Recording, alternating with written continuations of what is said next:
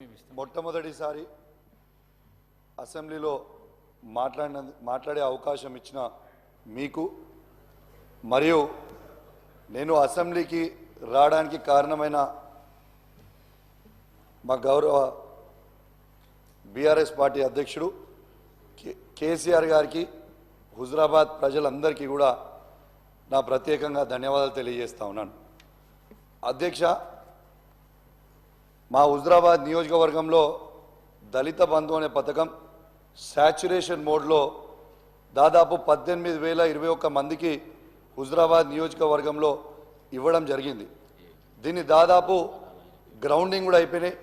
కానీ రెండో విడత దళిత బంధు అనేది ఆపుతా ఉన్నారు అధ్యక్ష.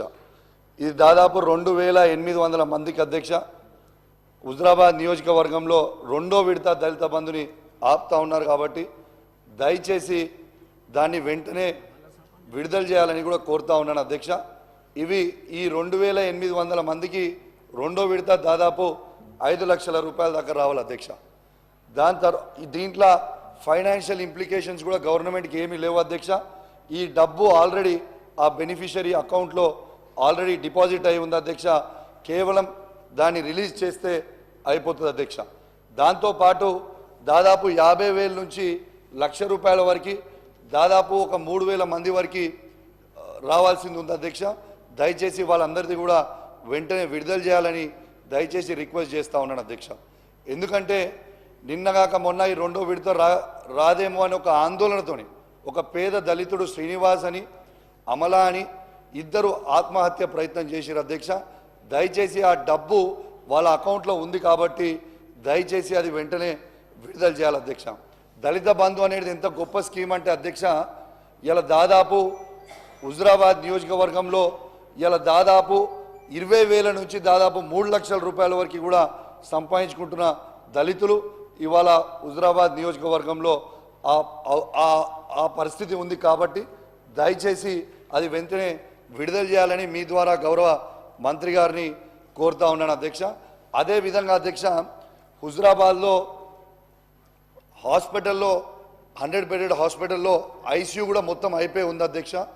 దయచేసి దాన్ని కూడా వెంటనే ఓపెన్ చేపిస్తే సరిపోతుంది అధ్యక్ష. దీంట్లో ఫైనాన్షియల్ ఇంప్లికేషన్స్ కూడా ఏమీ లేవు, ఓపెన్ చేస్తే అయిపోతుంది అధ్యక్ష. ఇంకోటి అధ్యక్ష, ఈ చివరి ఆయకట్టుకి కమలాపూర్ మండలంలో మా శనిగరం, గోపాల్పూర్, మాదనపేట అని చివరి ఆయకట్టుకి ఉన్న ఊర్లకు కూడా రైతులు ఇబ్బంది పడుతూ ఉన్నారు. కాబట్టి ఆ నీళ్ళని కూడా చివరి ఆయకట్టుకి అందేలాగా మీరు కొంచెం దయచేసి అధికారులకి చెప్తే బాగుంటుందని కోరుకుంటా ఉన్నాను అధ్యక్ష. అధ్యక్ష, దీంతో పాటు అధ్యక్ష, ఒక యువకునిగా, ఒక యువ శాసనసభ్యునిగా యువత పక్షాన ఒక చిన్న అడుగుదామని మీ ద్వారా క్లారిటీ తీసుకుందామని అడుగుదామని అనుకుంటా ఉన్నాను అధ్యక్ష. అధ్యక్ష, పదే పదే గౌరవ ముఖ్యమంత్రి గారు పిసిసి ప్రెసిడెంట్ ఉన్నప్పుడు పదే పదే కేసీఆర్ గారి ప్రభుత్వం ఒక్క ఉద్యోగం కూడా ఇవ్వలే అని చెప్పారు అధ్యక్ష. కానీ అధ్యక్ష ఒక్క నిమిషం అధ్యక్ష, అధ్యక్ష ఒక్క నిమిషం, అరే అధ్యక్ష ఒక్క నిమిషం,